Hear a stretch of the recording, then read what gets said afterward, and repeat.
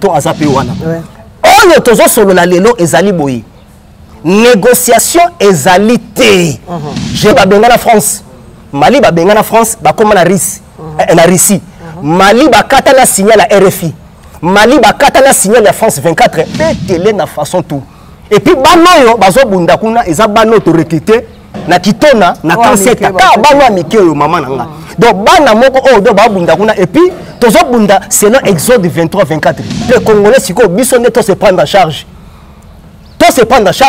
to protéger ce qu'on présente à biso pour un vrai Congolais de père et de mère donc jaloux nainga lo babo ba député yo ba no maki bango ba député ba da esatio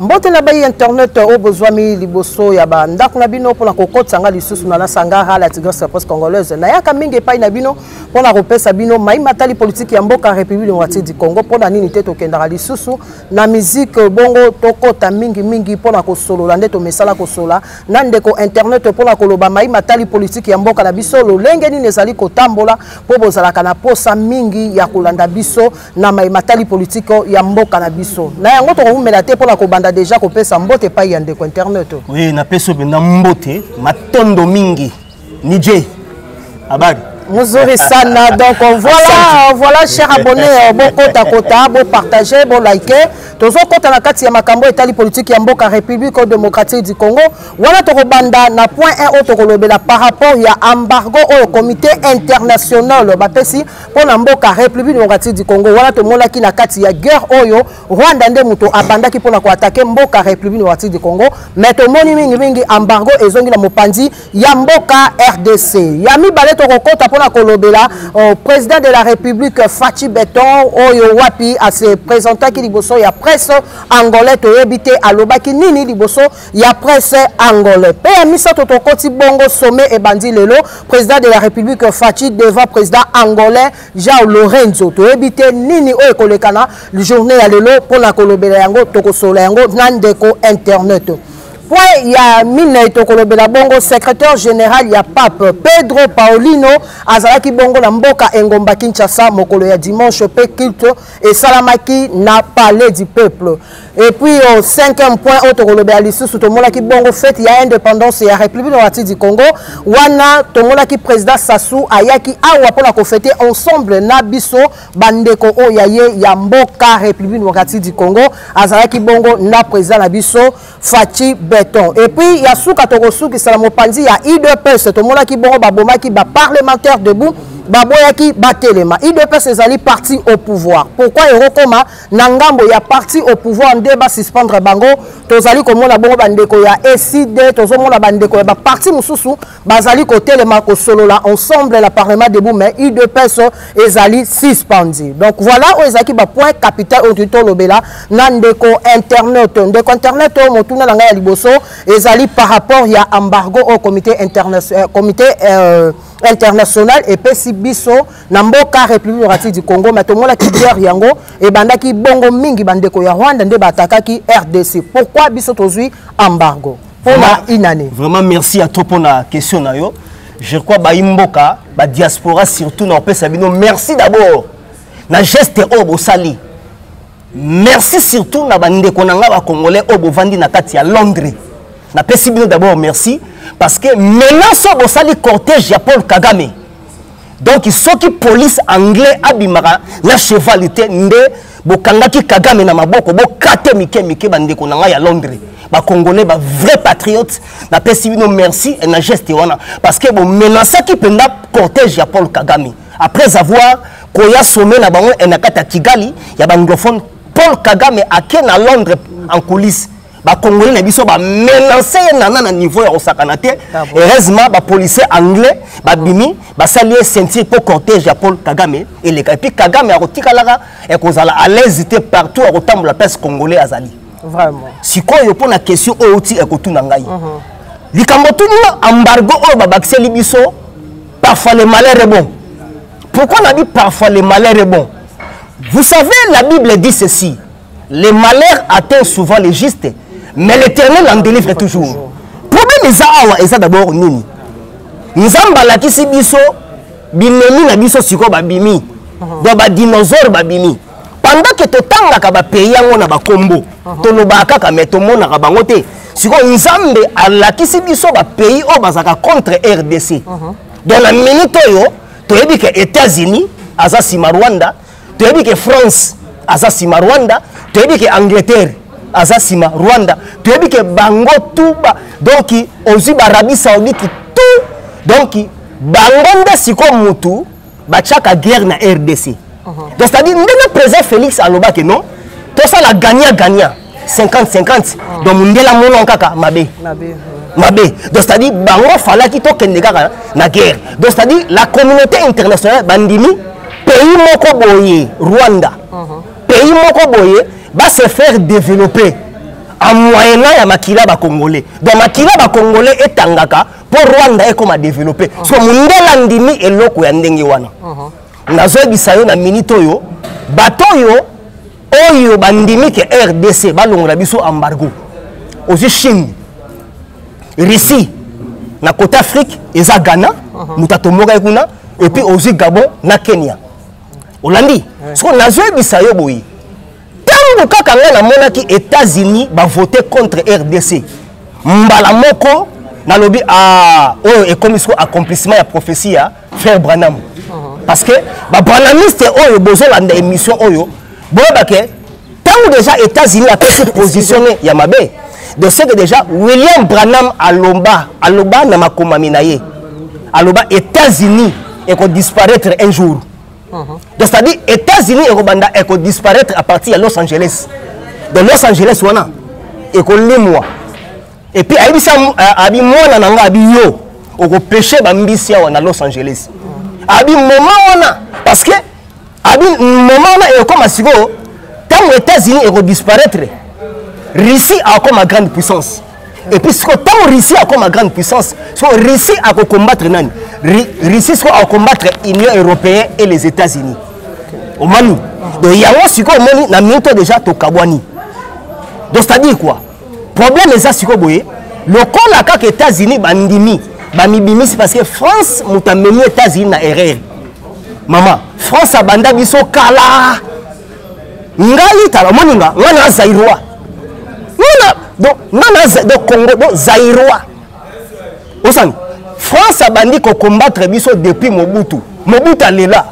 Mobutu a dit que non, on m'a poignardé sur le dos. Tu comprends le sens, il y a langage voilà. Nous avons baluki batuba limbola. Journaliste belge, Azati Lelo, Colette Blackman, alobi boy. Pourquoi Mobutu alobi on m'a poignardé sur le dos? Alobi la communauté internationale au Bachaki na pouvoir. Kaka la même communauté internationale va l'ongolier pouvoir. Et loko ba ça la biso pona Félix. OK. Merci beaucoup. Zéla. On peut remarquer ce qui kaka un démocrate a commis président aux États-Unis. Donc biso a photo perdre président Moroboué. Donc c'est-à-dire un démocrate a il a intérêt na yi. Donc on peut remarquer John Kennedy a l'ongoli Lumumba. Bill Clinton a yé, à l'ongoli Mobutu, à l'ongoli Musée. Vous avez à l'ongoli Musée. Si Biden a yé, yes qu'on y, souci la banque zanine. Donc guerre à est aux Oyo Kawana. Donc d'où le rôle a fait à boyer brassage na M23. Parce que bah comme faut pas catastrophe au Congo.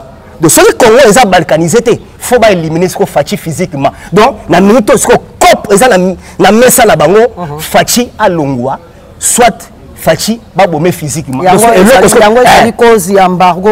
Voilà si quoi donc pour la bango gâteau na bango. Donc c'est-à-dire Rwanda na minute ils ont donc c'est un nouvel Singapour Afrique. Donc Rwanda donc to babi nouveau Singapour c'est-à-dire a comme puissance moroboye or la communauté internationale ba comme ko soutenir lié ba tché en avant donc Kagame za mwana musala ya communauté internationale donc ba tinda kasikoy tane silelo ba kotisi 50 camions donc pendant que toza na Angola mais Kagame a kotisi 50 camions to baré bango 20 nazo biso niveau ba Rwandais tozo bomela bango so Kagame aza mutu ti année okende na osila Rwanda bana mibali ba osila tozo boma bango chaque jour na frontière. OK, merci beaucoup de internaute on a pesi mbote pa ya Ado Jabiro Sa Majesté depuis Belgique et puis à toi aussi Jamal Mukuna depuis Londres to yebo ça parmi bas sponsors ya chaîne Nabino Vijay officiel télévision. Voilà to continuer na deuxième point pour la koyeba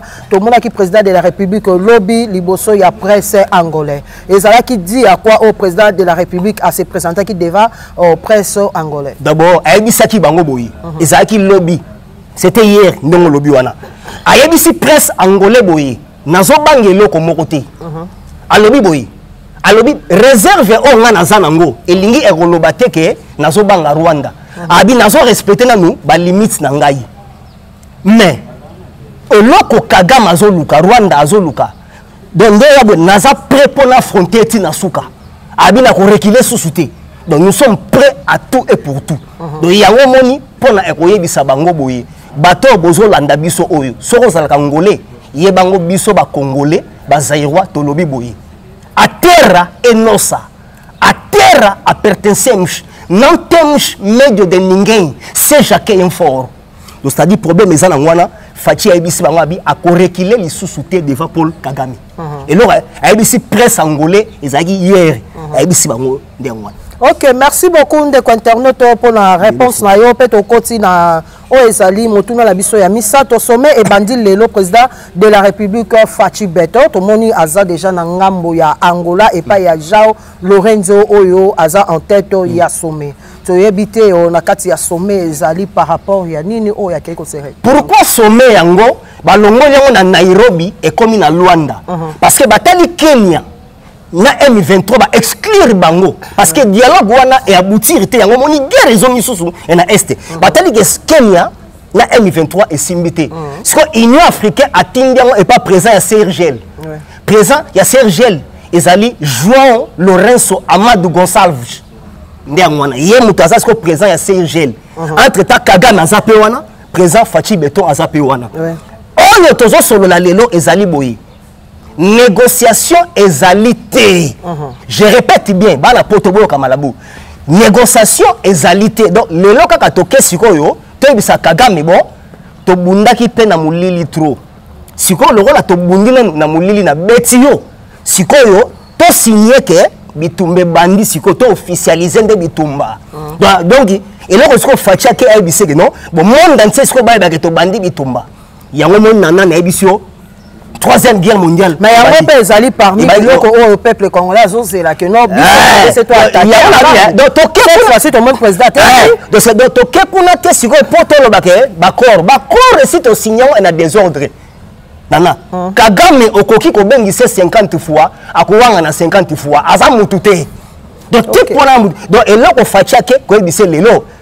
Ndeko, ozana moyen de sortir le bi nini. Bitumbe bandi sikoto signé penda bien c'est-à-dire ngo ba bitumbe bandi sikoto to keto officialisant ndenge Russie ba bunda na Ukraine ndenge pe biso to bunda dosko do bitumba sikoto donc ekoma sikoto na mesa pour ezalaka donc diplomatie eza ouvert bitumba pe eza ouvert donc isa ndengwana na minute to za bibundeli ya kosakana te.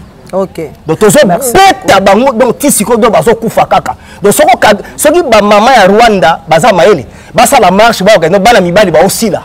Longonya la FARDC donc babi bitumba et bandi toyebike wana RDC eza eloko makasi basoda na biso bakoza toujours na kati ya bitumba pona ko défendre mabele ya bakoko. Tokoti na point o ezali quatrième point ndeko internet secrétaire général ya Pape Pedro Paulino to mona ke bongo dimanche o euti koleka le 3 na kati ya mboka Engomba Kinshasa et puis ba célébrer ki messe moko ya action de grâce. Toyebite ezaki dia ko. Nazo ebisa yo roi Belgique pe ezali kaka boyi. Akoya te. Ba date reporté na reporté. De temps Pedro Paulino ayaki. De wana zali première vice ya pape François. Donc déjà atindeli biso eto bage avant gouye azoya. De ce que le coro déjà gêné ba déjà aussi la passe. Ya osko atindi envoyé na avant que ya donc envoyé na ayaki ko bongisa déjà terré. Et puis ba yaki au mona ki meso basala ki dimanche et qui met sa réconciliation pour la paix. Mais problème est anini. Kaka bango ya RDC, baza pe kaka na église wana. Yo yebi ba biloko ambongo alobaka pour na biso. peut-être il s'est racheté pour à mon avis présence il y a Pedro Paulino amon walinga fatite na bisio tona bagarre moko ya libanda pe na kati ozonda webike kimbangu aloba ilo mopoka na génération ya Simon kimbangu aloba Congo atanda mbeko kendete abi mais soki bomoni ba pays voisin ba komi kolinga ba moto la biso Congo e koma bango c'est que ba signe donc il y a fin du monde abi mais atanda mbeko kendete abi et puis mundele wana a ko regretter un jour et puis kimbangu abaki voit qu'on déclenché 3e guerre mondiale et au Bangladesh c'est na RDC donc aux États-Unis a pris position donc déjà toqué donc ya na Mali na minito Mali ba benga na France ba comme na Russie Mali ba kata na signal la RFI Mali ba kata na signal la France 24 Mali ba katiti na signal ya TV5 baza bien na minito pour Russie avant diwana na Centrafrique même bazou Russie et ba vandi si wana parce que ba français bozobeleki na niveau mo ya sakanate wana batuté na minito Centrafrique azolo wana monde ya France CFA donc ba ça la monnaie na bango moko boyi alors biso pe awa et le retourbangi ça te ka peuple congolais mobilisons-nous levons nos fronts et longtemps courbés États-Unis o ya lukaki yango siko comme ça biso to komi na Russie bango bazaka sima Rwanda donc et puis Congo on a jamais balkanisé et loko e ba bomelaki e lumumba nini balkanisation phrase one et loko ba bomeli muzenini la guerre sera longue et populaire voilà et loko ba bomelaki et loko siko tiseke di fachi béton bazolinga ba longolé ezanini pour alobi il est temps que les sols prennent sa revanche sur les sous-sols. Je répète, alobi, il est temps que les sols prennent sa revanche sur les sous-sols. Mindele ba mona phrase wana ezama be yamoni bazo préparer ce guerre à est et continuer toujours pour baza déjà la candidat donc ba minerai la biso ça donc ba minerai et puis candidat na bango déjà bazo préparer pour ba chai wana docteur Denis Mukwege. Donc tu comprends ce que carte docteur Denis Mukwege a zappé moko ya moi la République de défendre na maman o ya viol de internet yo kana bisayo ko traiter ba femme oui c'est un homme de internet non eza pour na bango ba préparer parce que tu dis que après à 2023 pour que une élection pour que une élection de internet et bon c'est une de Denis Mukwege alobi a postulé et donc moi na ya mboka to yebi na biso carte union européenne zali Fatia Longwa parce que bango balingaka oya kozana Congo aza nationaliste ti donc problème Denis Mukwege pas za mwana mboka donc ya na obia mbala sima to robeta na obia na robeta na robeta no biographie na ye d'abord Mukwege na bia bongo gewana na obi boya na biso boy zala kimia aza déjà bateau yo bazo lambe pas parce que union européenne souci na ye fachi azalate donc ya moni ba moni ke katumbi rosimba sauté alors bazo préparer maintenant Denis Mukwege ya wana comment on cause étranger à défendre pas si à viol dans l'est du pays complot international non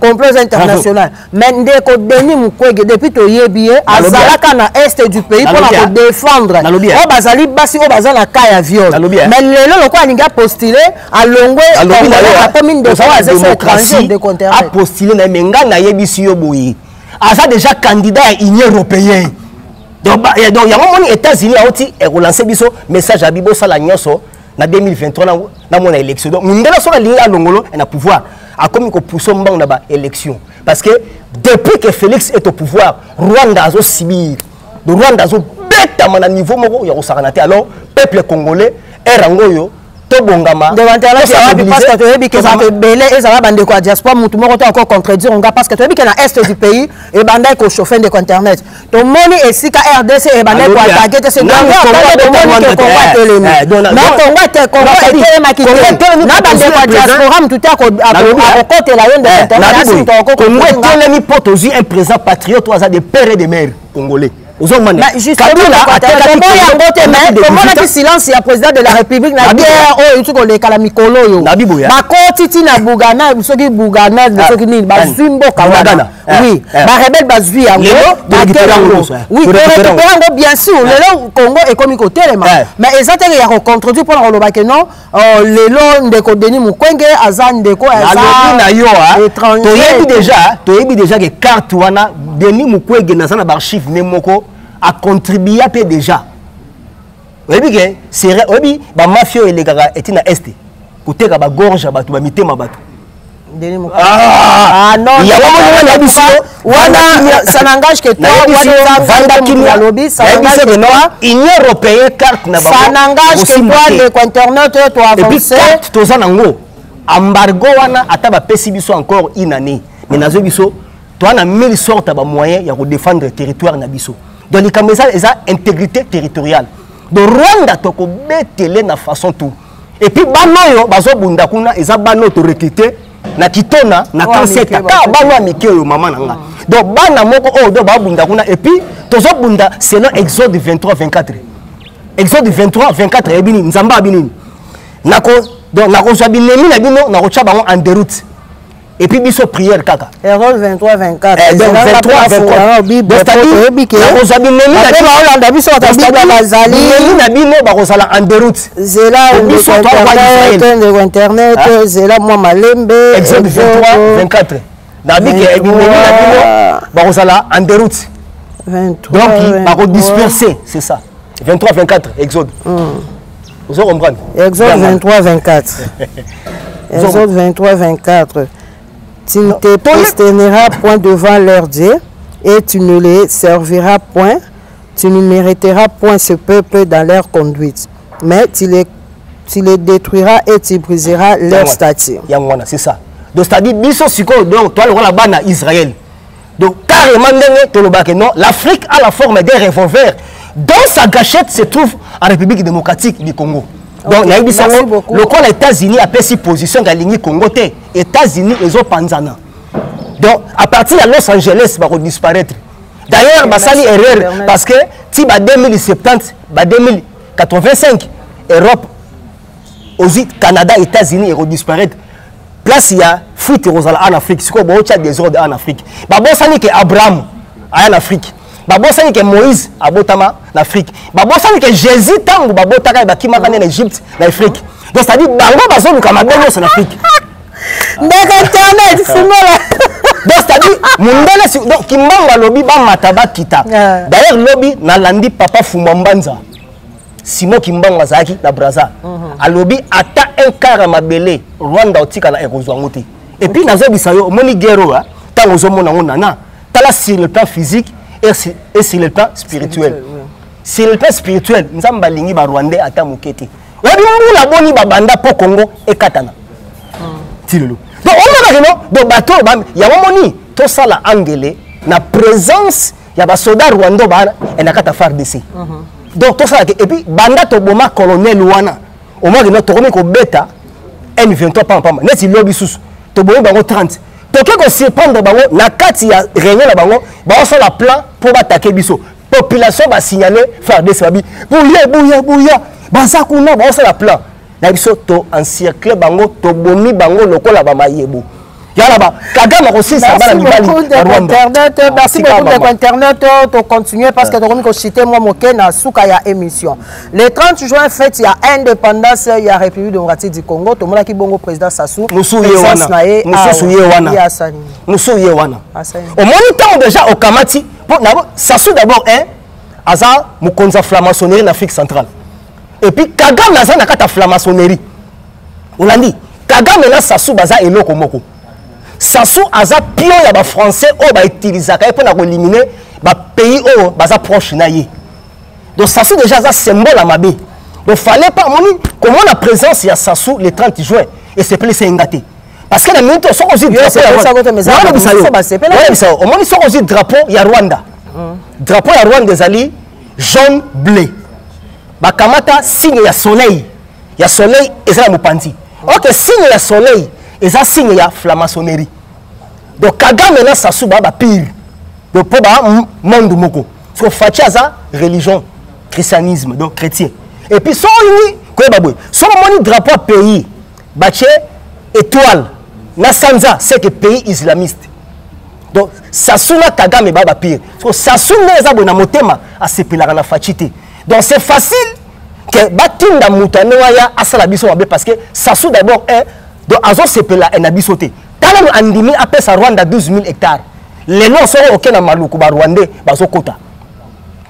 baplacer bateke donc Sassou ayebi ke ba Rwandais na biso simba te mais azo coopérer na bango donc c'est alingi pe facilité aza très mordant attention présence à Sassou alors les gens mordant alingi bisoté donc c'est ça donc alors la CPLT est vraiment la présence na ye nani na obsèque ya Lumumba et puis ba kimbangiste e ba lobi boy pour nga bana descendant Simon Kimbangwa ba lobi boy Fumambanza a lobi boy lokola ka Fatia Nzimi nzota Lumumba ezongiawa lobi pe torobeng sa nzota Mobutu ezongiawa fini la récréation donc ce kaka ba kondo na nyoso ba nzota bango ezongiawa ba mataba kita ata etani moko ya Congo ekendete. Ok, merci beaucoup Ndeko Internet, merci beaucoup Nabino ba obo pesa biso tango pona kokota na banda kuna bino wato koma na point o ezali ya suka poto sisa émission na biso na mokola lelo na Ndeko Internet. Ndeko Internet wana to moni UDPS ezali parti au pouvoir ba ebisaki bino ba parlement debout et katana mais to mona kata parlement debout nde ba kataki bino to mona ba point bozali susute to moni mikolo leki ba yambaki bino na kati ya siège ezaki mokolo ya dimanche to ebite lisolo ni bosolo ki parlement debout ezozonga ou bien pour parler ça déjà sur le terrain parce que bino boza ba kambina biso boyebi que force à parlement debout ya on neutralisera tous les partis politiques celui bon lobi que non pour la infiltration pour un temps to yokaki mais biso to lobi que non oui ton dîner infiltration to stopper moi que tout monde na lamuka azo sangana tout monde na bato oh si biso ninga nini ba kono e masolo lamuka azo sangana ninga ni si soki bon ba que non pour la infiltration tout le monde appelle l'église kangami tout le monde appelle Bagbar et Kangami. Parce que moi, non, côté là, tout le monde en clair, on dirait, comme il met noir, tout habité. Dans le moment pour parler, Zali, d'ailleurs, tout le lobby là, Zali déjà, un niveau Zandou, Zandou déjà parlement debout et c'est zone déjà. Mais Ndeko Gilles, Zaka la prison, bien sûr. Non, c'est-à-dire, Ndeko Gilles et l'autre mot, on a Kamwe, tout l'andé liba makambango. Tout quel type place et Bakangage Babi, non, plaignant à Zomo Nanate. Au Zomo Nabi, Bakangi nous te met plaignant à Yebaniti. Babi Bokendeka na partie Nabino, et Bossé n'a pardon. Donc c'est les amas comme et puis lobby on a sepelé la monnaie maman Marthe qui nagi et rotalai donc apparaissant déjà il y a maman Marthe et lobby non et ba musulman inchallah azobi mané na si peu de temps. Ok, merci beaucoup by internet wana bopesa kingango ngako kota bongo na kati ya ndako na bino la pesi mbote la papi ilengele bombolo depuis Suisse oya zaka toujours parmi ba partenaires ya chaîne Oyo Vigé officielle pourquoi pas aussi merci à Guillaume Mboma Montréal babi réalisateur patron azaka toujours présent ndeko internet okomi na suka ya émission pour la mokola lelo lilobano ekoki kozala nini poto bimba sima kaka peuple congolais to telema to sala marche to benga na Monesco to benga na ba payer nyonso ba soutenir que contre RDC pour embargo et baksama ba payer wana to sala bango marche Monesco akanga bisaka kende ndi ngwana donc c'est-à-dire parce que la communauté internationale oyo donc c'est-à-dire ba ko sala la biso loko moya malunga te alors peuple congolais siko biso ne to se prendre en charge pour protéger ce qu'on présente à biso pour un vrai Congolais de père et de mère. Donc jalousie oyo mundela lingi ko sentir un nationaliste azala en tête na Congo. Donc bango ba lingi que Congo faut guerre tikala ya libela. Donc tant le mutabi que non, tout ça la 50-50 gagnant mais bango ba boyi. Alors peuple congolais levons nos fronts et longtemps courbés. Merci beaucoup de internet mbote na yo na combien de personnes on peut sa mbote pour comme la. Oui, bah salutation sans oublier mère chef, mère boss Charlotte Ndenga. Asa na Paris na 15e arrondissement Charlotte Ndenga. Asa déjà on a et puis sans oublier Espérance Kawa Anna Rintel na Allemagne. Yé Azana et puis sans oublier Talaraga très sage. Les super flics de Belgique.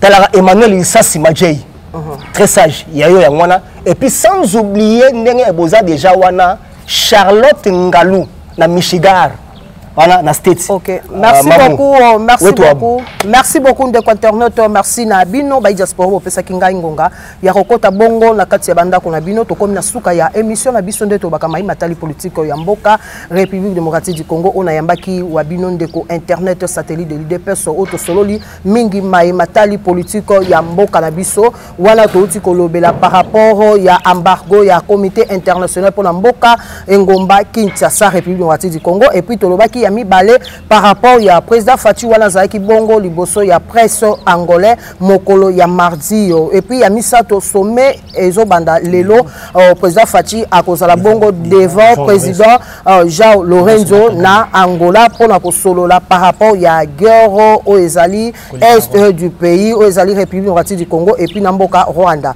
et puis tokota ki bongo ya kotuna par rapport ya secrétaire ya Papa Pedro Paulino o azaki bongo na mboka République démocratique du Congo na mokolo ya eyenga pona ko célébrer mers ya action de grâce et puis le 30 juin tomola ki présence ya président Sassou o azaki bongo na kati ya mboka République démocratique du Congo pona ko célébrer fête ya indépendance ya mboka na biso pe ya suka to kolobela mai matali parti au pouvoir IDPS parlementaire debout bazala ki bongo suspendi pe toyoki ndenge ndeko internet ayoti koloba na micro na biso ya Vigile officiel télévision merci na bino nyon surtout obozaka toujours pour na kolanda biso wana na bosanité na moni prince Kenwani na pesi bambote bele le ozaka toujours pour na kopesa bilili ezala kitoko epai na bino pourquoi pas aussi na bandeko nyonso bazwami na espace la 70 wana moni JM Santé azali bricoler na mbonda balobi ange azali to moni DJ Adraman pourquoi pas Vigile Sangara ope bazaka pona ko assister na sima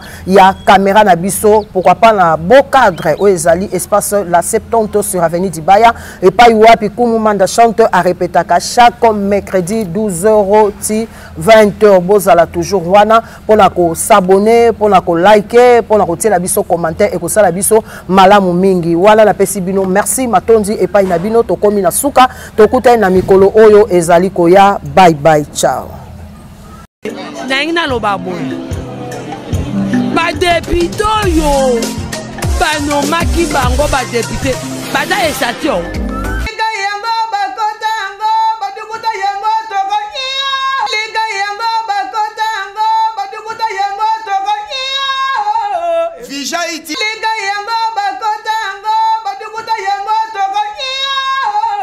Vigile TV, chaîne kitoko, Vigile TV.